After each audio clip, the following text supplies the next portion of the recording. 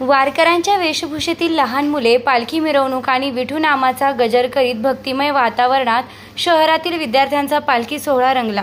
पैस खांब, विठ्ठल रखुमाई, संत ज्ञानेश्वर, संत तुकाराम व अन्य संतांच्या वेशभूषा केलेले विद्यार्थी आकर्षण ठरले।